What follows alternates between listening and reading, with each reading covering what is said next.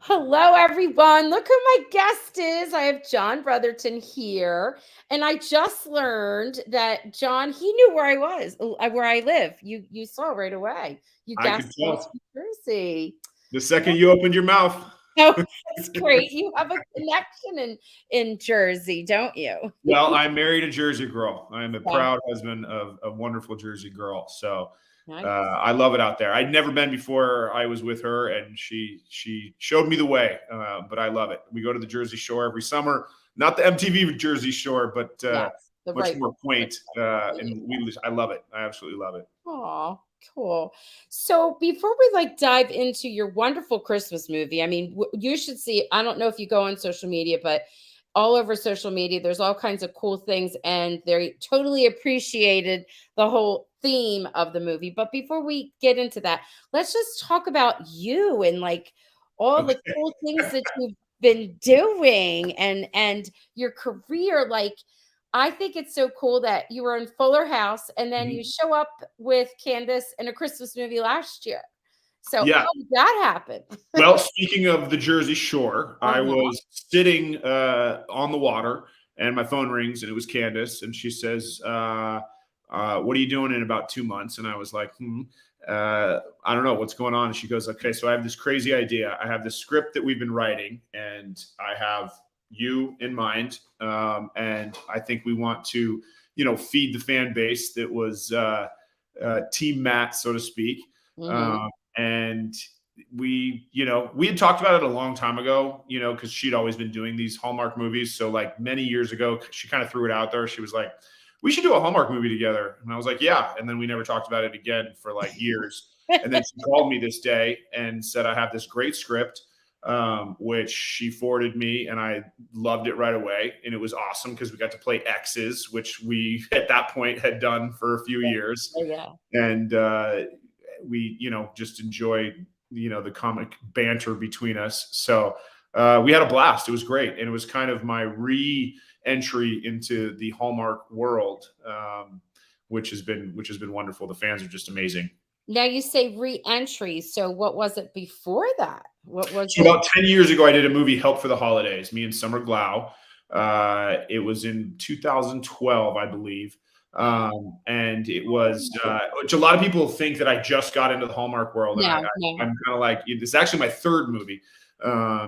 So yeah, it was in 2012. It was in what they call it, an acquisition. In other words, another production company filmed it, and then Hallmark bought it. Yes, But that it was a Hallmark. I mean, it aired on Hallmark. yeah. Still airs on Hallmark. Fun script about Summer Glau plays one of Santa's elves who comes down to help a family and then is stuck in a sort of a love quandary where if she chooses to stay with this person she's fallen in love with, she Mhm. becomes human, and loses her ears forever, can't go back to the North Pole, or she goes back home and continues being an elf, which ultimately, of course, she chooses love because it's Hallmark. So Of it was, course. yeah, it was a Now, hoot. now it's made. What did you say? What was it? What was the title? Help for the Holidays. Help for the holidays. What in the world was I coming up with? I'm going to write this in here for them. I feel like I had to see it. I've seen all of them. Help for the holidays because they're going to want to know. It's a And good one. It was fun. It was very cute. My kids love it. And they still love it, which is always a good sign. so they And watch your stuff. they do. They especially love this kind of stuff. I mean, my youngest asked me whether I'm auditioning for something or I book it. Like the first thing she asked me is like, "Dad, is it something? Is this something we can watch?" Because I mean, Fuller House was such a blessing because they were Yes. in elementary school. They were like Okay. perfect fan age while I was on that show, and they got to come and hang out on set and be in the live audience. I even put them in a show. They're in the final season. They're in a big Oh, scene. They're there, which was very cool for them and very cool for their friends and all that. So they love it when they can watch when I'm in, because there's something like they've never seen The Conjuring. We always threaten it as like punishment in my house. I'm like, if you we're gonna make you watch The Conjuring. They're like, no.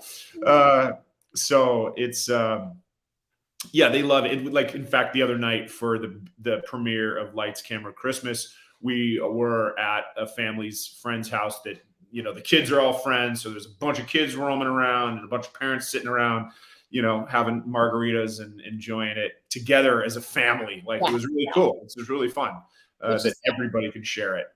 well, that's what I love about Hallmark. You don't have to worry if you have it on and you're watching or your phone closed and one of the little ones walk through, like, uh-oh, can they see what's on? You know that they can. They could just join you and watch, which is a nice thing. I Yeah, love I really love that about Hallmark. I love being a dad and I love being a part of things that just at its root, it never makes anyone uncomfortable. right, right. You're never in a place of that, like your stomach's upside down, you're questioning, what's on screen, or you're covering someone's eyes. Yeah, Uh, yes, it's yes. just warm fuzzies. Even the conflict is like Yeah, warm fuzzies, yeah. and I've really enjoyed being a part of that. And the feedback I get from people.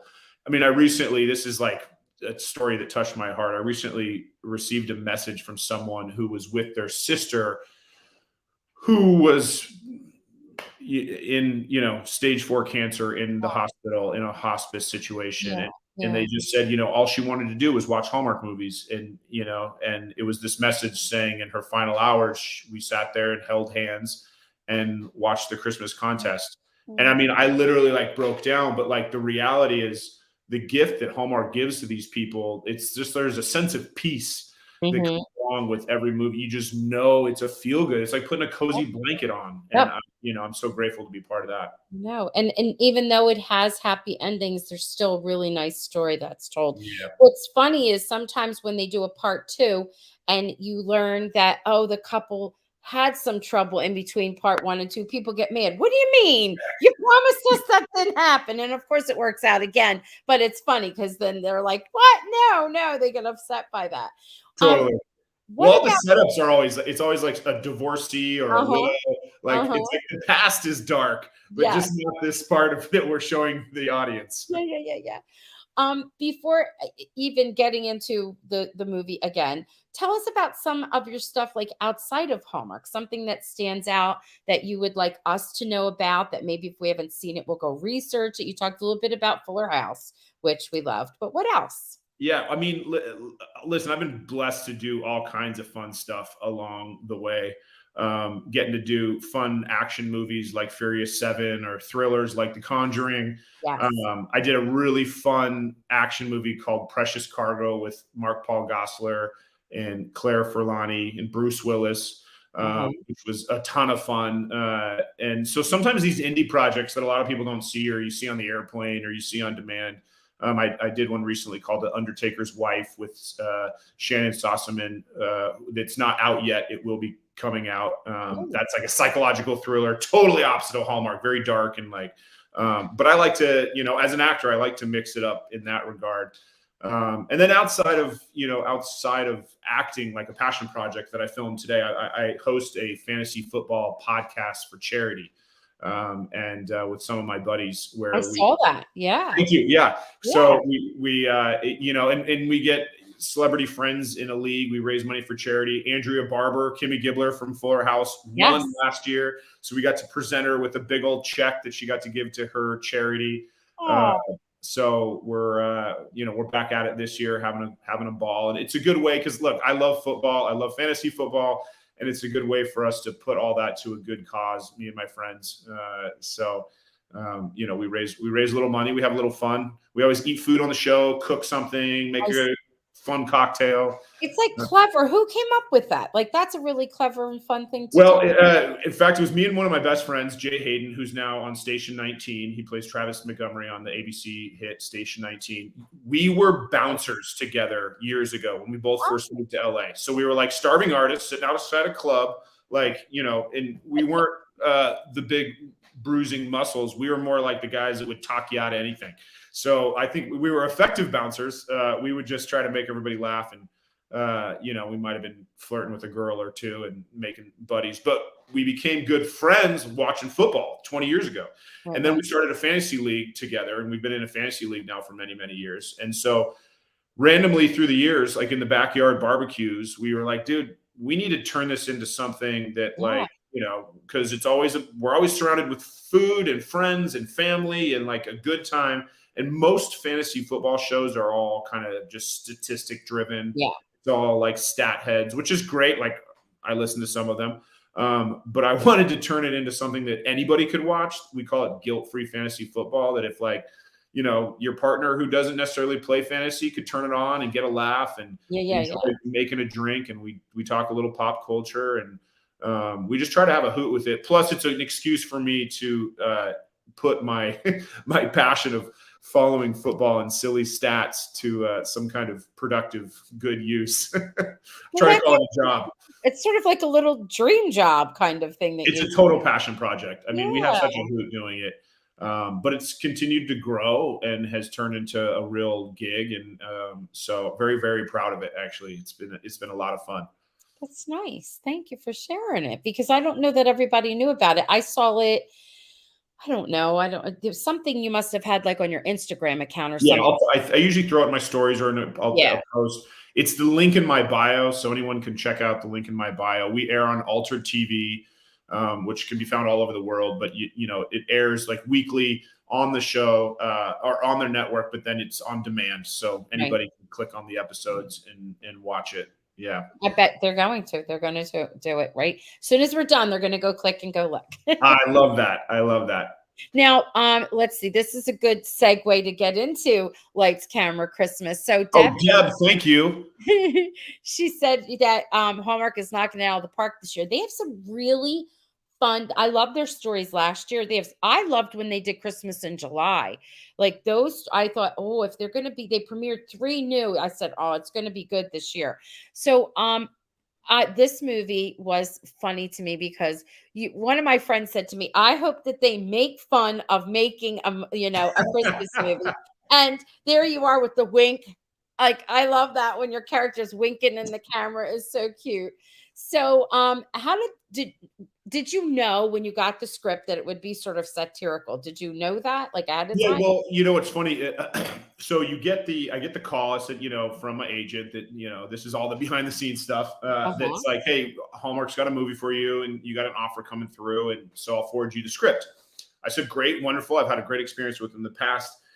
I got like 2 pages into the script, and I was like, yes, yes, this is not your average Hallmark movie. Oh, I was so pumped. I had so much fun with this character and just got to lean into all the stereotypes.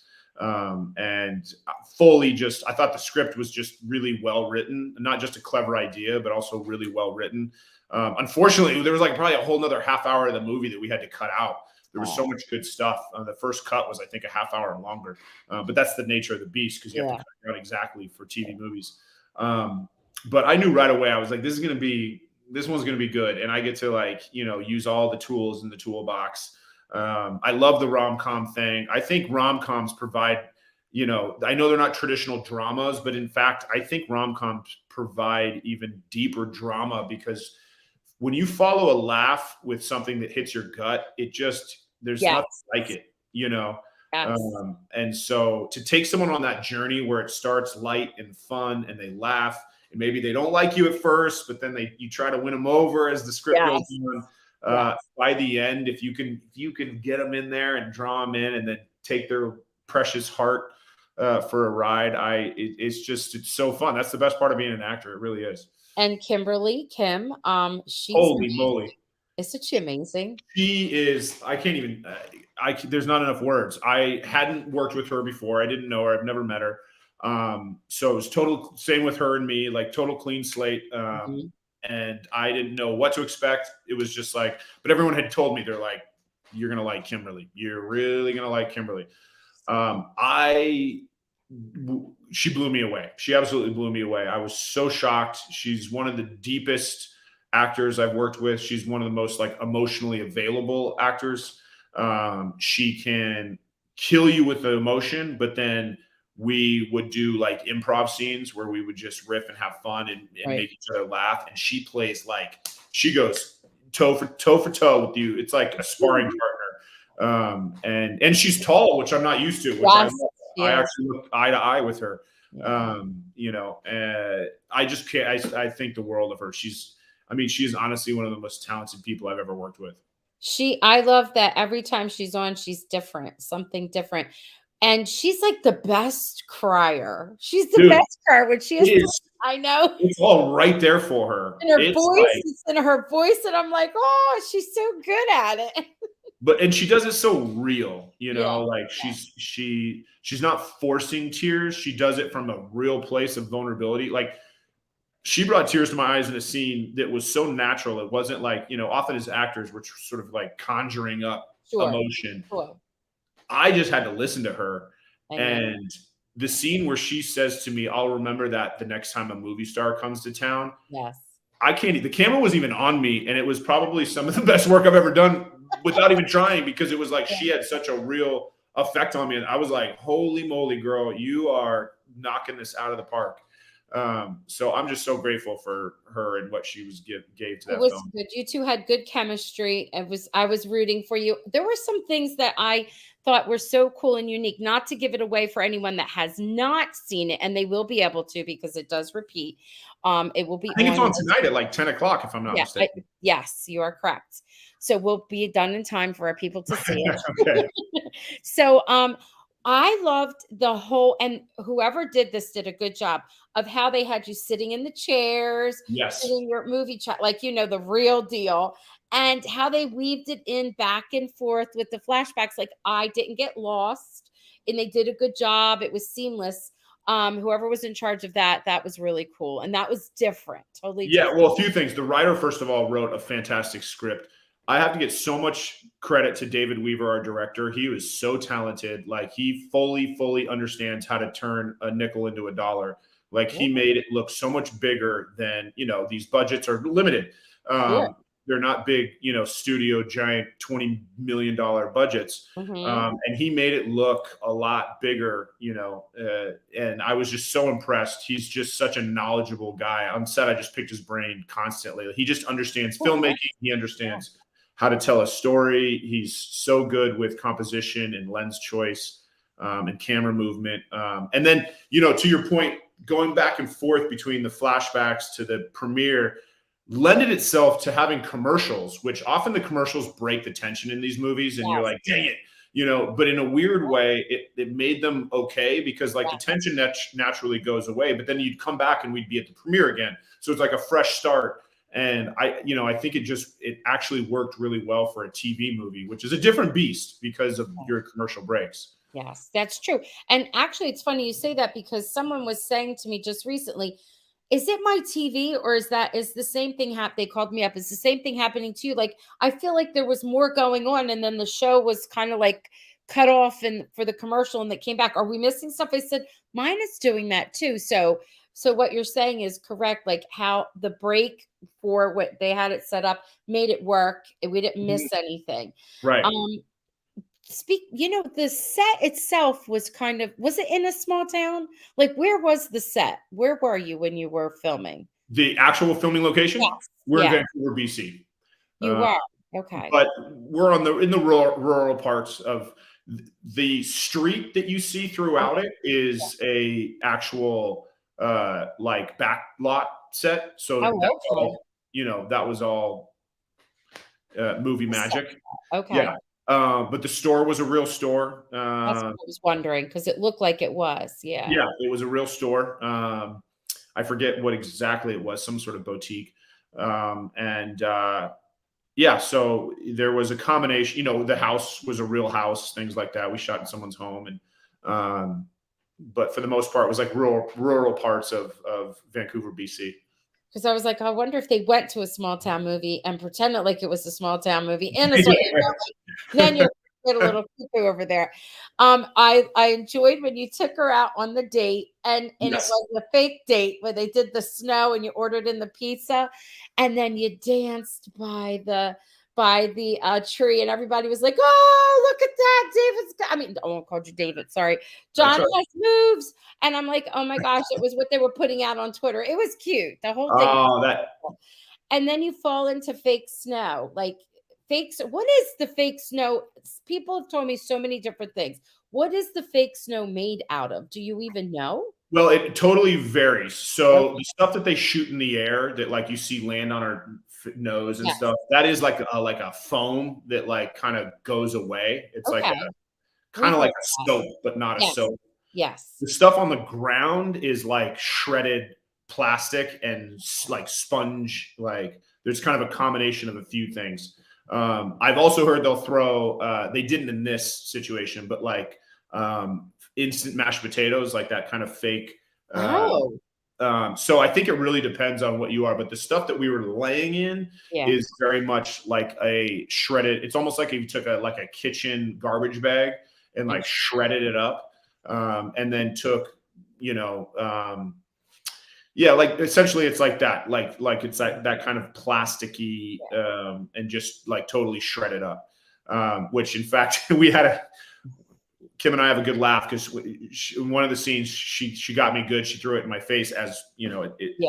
for the script, and but caught me off guard a little bit, and I like inhaled this like Oh, this ball of fake yeah. plastic snow.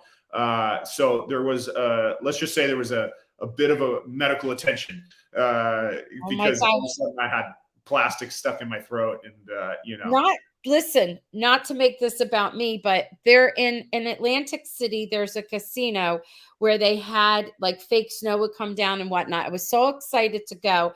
And I walk in with my very pregnant sister and I turn around to talk to her and I inhaled one of the because it was that fake plastic. And I had to have medical attention. She goes, I'm the one that's very pregnant, supposed to come here to relax, and we have you off, with the medics. I know what you're talking about. That's funny that as you're saying that, I'm thinking, I hope he didn't inhale any of it because I know what that is like. Oh my yeah, I tried to like kind of play it off, and then I went home that night, and I could tell I was like, this thing is like God. stuck in my throat. Woke up in the morning, and it was like definitely still there, Yeah. and so getting to set, they like had to bring in a medic, like a Yeah. doctor came to my trailer. It was this whole like ordeal. I'm like, this is not. I'm not trying to like cause any drama You here, can't but help it, but oh my goodness, you work at you're danger. It's a yo, yeah, it's such a oh dangerous my job god. I have. It's such a cute movie and it's doing so well. And I'm so Thank you. excited that it's coming on tonight in a little bit. And we have like I don't know if you could see it, but there's up on the right hand side where it says comments. You could see there's different Ah, comments that people have here. And I'm just going to put some up. They're showing you some love. Like Christina saying, it was such a good movie and your character was so endearing. And he was, even though he was a little selfish and a little bit mean by just dropping and leaving, but you redeemed yourself. I mean, you got to have some kind of conflict. Well, thank you, Christina. I see Christina saying Yes. that. Yes. Oh, these are so sweet. This is Gloria. Leanne and Robin, Yeah, Deb. there's a whole bunch. I'm gonna put them up. Yep. Oh, they're giving you all kinds of love. They love all the things like your fantasy football. Gloria says I love Hallmark movies, but some stand out from the rest. Lights, Camera, Christmas is one of those movies. Super fun to watch, and I always appreciate good humor in a movie. Thank Kudos. you, Gloria. Yeah, Thank and you it's so true. much. And when I was just talking with David, and he's very much a comedian, and he was saying that all the things that he's done, like all the different genres, he loves playing comedy. He said because it's an art, and that like people don't always win awards or get noticed for how hard you have to work. And he was explaining, there's like a whole little rhythm and how. So we have a greater appreciation for those of you that have some, comedy behind you. I so appreciate that. It's funny. I've had this conversation many times. Drama always gets Yes. the accolades, but the funny thing is, in many ways, comedy can be harder because you can't fake comedy. Yep. Like, there's no way to like fake make somebody laugh, Yes. right? Drama you can kind of fake in this weird way. Like Yes. you can put on a show for someone else's, but like comedic timing and having a rhythm with another person and making someone naturally laugh in the audience, like you can't fake it. And so working with someone like Kimberly or having an opportunity to like genuinely make someone laugh it's so fun. It's so fun. And I think the same thing. Some of the most skilled actors I've ever worked with are comedians. And I used to say that about some of the people on Fuller House, like a guy like Dave Coolio, who plays such a goofball. In real life, he's a pilot. Like the dude is a genius and he's so skilled. but you wouldn't, because he plays a goofy person, You you don't. don't get, but meanwhile, he's making people laugh. Like that is a skill, It is. and it cannot be faked. And so, I have all the admiration for comedians and stand-up comedians. And I mean, they're the best. They're absolutely the best. It is a skill that is underappreciated for sure. And we're hearing that double time today, so we're gonna go watch all the movies with a bigger appreciation. Lillian says one of the funniest scenes was trying to kiss in the puffy jacket. Those you had the best costumes in this movie. It was. Like Santa was gorgeous, like the suits and I loved it. I Well, loved a few behind the scenes things. First of all, the puffy jacket. So we Uh-huh. shot that. I have quote unquote a fat suit under, they call it, Uh-huh. and then pillows, and then the big jacket that was overstuffed, and then the scarf and the whole thing, and the gloves and the hat. And this was the hottest day of the year in Canada. We Well, were in the figures, middle of of course. a heat wave, Oh my total God. like 100% humidity. It's 100 degrees out. Oh my Crew God. members are like going home, going to the hospital from heat, Uh-huh. dehydration. And here they were so good to me because they were so worried about uh, me overheating in that thing, Sure. that I'm packed with ice packs underneath that. And every time they'd call cut, like the real cut, they'd come in and be fanning me and blowing me. And like, I was basically on a timer from coming out of the bus that was like the transpo bus that was air conditioned to being on set, because it was so unbelievably hot out and I had to be like bundled up. They were just so worried about me. But they took such good care of me. And I've had way worse jobs in the heat, Yeah. you know. Yeah, great. But that true story, like one of the hottest days of the whole entire year was wearing that giant Of puffy course, and coat. that of course that would happen. That's just how things go. I loved the red velvety sort of type of suit, and I Yeah, oh, loved yeah. the vest that was like very holiday-ish vest. I don't know. I thought the whole thing was The even plaid what vest and yeah. it was like Matrix Santa, I felt like. Yeah, yeah, yeah, yeah. Even what Kim was wearing, her character when she went on the date, she always looked gorgeous. Like Oh, yeah. the costumer was good. It was like it Totally. was fun. But I think it had to be because that was part of the storyline because that was what, she did. So they outdid themselves with that. This is a good question here. Janice says you mentioned that you've worked in many different genres. Is there one that you prefer over the others? I mean, honestly, making people laugh is certainly my favorite thing to do. But I mean, this is going to sound so cliche as an actor. I No, just really okay. enjoy jumping around, because if I could pick one, it would be comedy. Like I love the rom-com world. The sitcom world was fun, but in this world is like where I really, really love it. But at the same note, it's also super fun to like go be a Navy SEAL and like blow a Yeah. bunch of shit up. And like, in Furious 7, like we, got to do all that kind of stuff. They literally had like a Navy SEAL team training us. And so all that kind of stuff was super, super, super fun. And then just to work with some super talented people, like on The Conjuring, it was, Patrick Wilson and Vera Farmiga and Lily Taylor and Ron Livingston and the director James Wan. I mean, that's just like going to school and watching some of the greatest, go to work. And that was a thriller. So it really kind of depends. And it just really, more than anything, comes down to working with great people. I think that's life and everything. Amen. Like people ask me about teaching, and I've been fortunate enough. The team that I teach fifth grade, my team, we've been together forever, and we're like family, literally be in and out. And that's what makes I love teaching. I think because of them. So Oh, you're that's so important. yeah, That's awesome. yeah. I can relate to you saying that it's the people and who you're working with. Has there ever been anyone that, besides Candace, of course, that you've had to work with more than once that you really feel like you two like gel? It could be like a director, writer, anyone that or someone that you at that time did and would love to work with them again. Yeah, I mean, there's been a few. Obviously, yeah, you hit it on the head, Candace, for sure, because we've got to do multiple projects Yeah. together. Director wise, working with James Wan, who directed The Conjuring, and then he directed Furious 7. Since then, he directed Aquaman and a million Oh, big giant okay. projects. He was so incredibly talented. He was such an artist behind the camera, like his shot composition and his camera movement just blew me away. I mean, I was so grateful to be in his good graces as an actor. He's just such a joy on set. He's like, he still loves it like he's making student films. He just loves the process of making a movie.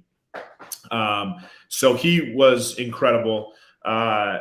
Rich Carell is a director in the sitcom world. He's done over 700 episodes. In fact, he did his 700th episode when we were shooting Fuller House. He was a director on the original Fuller House. He created Miley Cyrus's show. What was it called? I know which one you mean. The super famous one. What is it called? Yeah, actually, I know it myself. It's Hannah Montana. Montana. Yes, exactly. So I've worked with him multiple times. In fact, the whole reason I was on Fuller House is because I did a guest spot on a show that was around for a quick second with Kelsey Grammer and Martin Lawrence called Partners. And the same production company, and then Rich Carell was the director, made that, and I had, I guess, stuck in their brain. So fast forward, it was Bob Boyette was the producer. Bob Boyette's been around since like the 70s. He's one of the most prolific producers in Hollywood history. And he essentially brought me on board to Fuller House. So had I not done this guest star with them, years before, my Fuller House dream may have never, happened.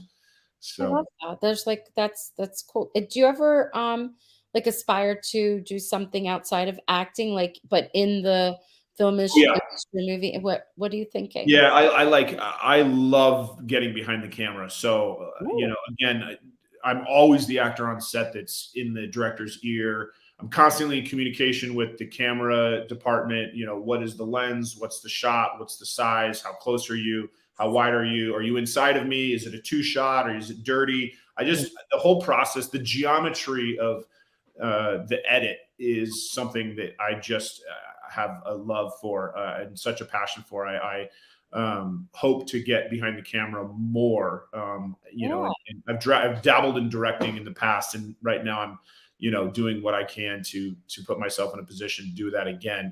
And as well as writing, I have some writing partners. In fact, I've submitted some stuff to Hallmark, fingers crossed. So I think the longer you're in the business, you start to realize a few things. One, that there's other jobs that you look around, you're like, I want to do that. I want to do that. And then there's also, the one bummer, I mean, the acting is always my first love, but the only bummer of being an actor is that it's always up to somebody else. Your job is always in someone else's hands. You're waiting for them to approve you or to offer you or to cast you or, which can be, frustrating. So the more that I can control my own destiny, I think is where my future lies. Hence trying to do my own show. The fantasy football thing was, producing that and writing for it. And so definitely as time goes on, I'll be on that side of the camera. We'll be looking out for that. So, when you were saying you wrote something for Hallmark and you submitted it to them, as a writer, do you in your mind have like an idea of who you would love to be this character and that character? Do you have that, or are you just writing that? No, 100%. When my writing partners, who are so talented, way more talented, I just learn from them. Which is we do that. It's like right away we'll cast early so basically what happens when we start writing a project is we throw a million ideas at the wall. We see what sticks. We sleep on it. We come back the next day. We're like, these 2 ideas seem to be the ones that let's focus in on. So let's start to map it out. And then early on in that process, we'll be like, this is the person I think, and not because ultimately in the end it's like maybe that's the person we go after, maybe not, but it immediately gives us all, there's 3 of us, it gives us all somewhere to start from. We know exactly personality or it kind of grounds the character because it's something we can all relate to. So yeah, for sure. Cool. That's cool. We cast in our brains as early as possible. It makes it easier to tell the story when we all are on the same page. Anna White is a writer for not just Hallmark, but she writes for Hallmark. She did the Campfire Christmas in Mm. and then she has one coming out on CBS with Paul Green and Oh yeah, that's a big one this year. yeah, she'll be on called Fit for Christmas, but um she was saying that she was watching Hallmark and she's like, I can write a Chris. This is years ago. I can write a movie like this. I could do this.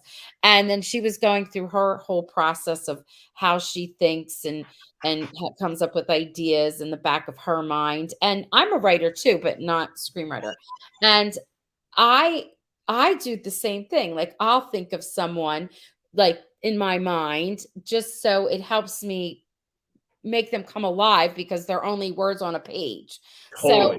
that was I was curious if you would be and you have like way more ideas like you've met so many other actors so you know Right. what they can do who could be funny who could be serious like so I don't know I think it would be interesting more interesting when a script is written by someone who is an actor. Do you know what I mean? I think cuz For sure. you have a different perspective and then it would come off even more authentic and interesting to us as viewers. So, Well, it's really fun. Like my writing partners, we do bounce back and forth with sort of our specialties. So if they're ironically, one's like an action writer. uh-huh. He wrote that Precious Cargo movie I'd mentioned earlier. Now he writes on Terminal List, and he's like in that world. And then another one's a thriller writer, a British guy.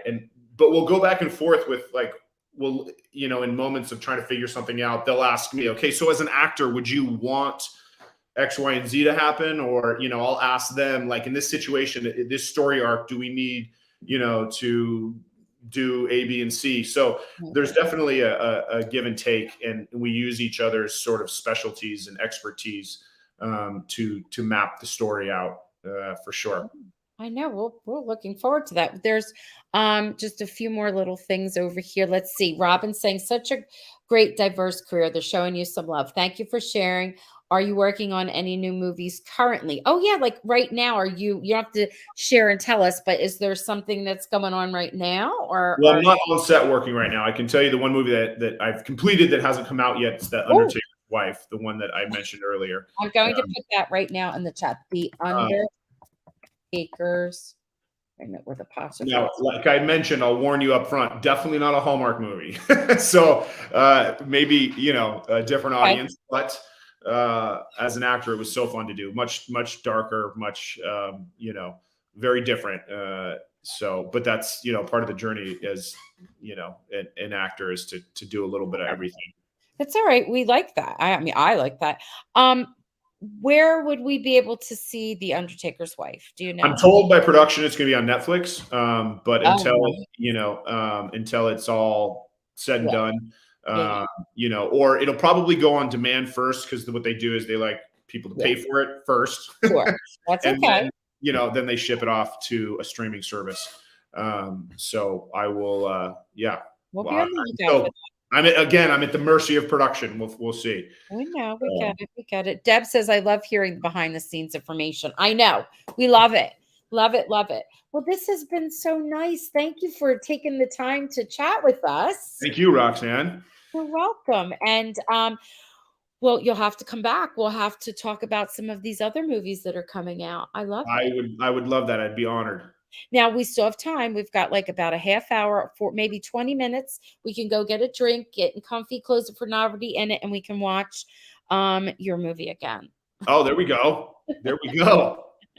All right. We can say goodnight, but if you'd stay just 1 minute in the studio, Of we'll course. say our goodnights. You got some lucky fifth graders, Roxanne. Oh, thank you.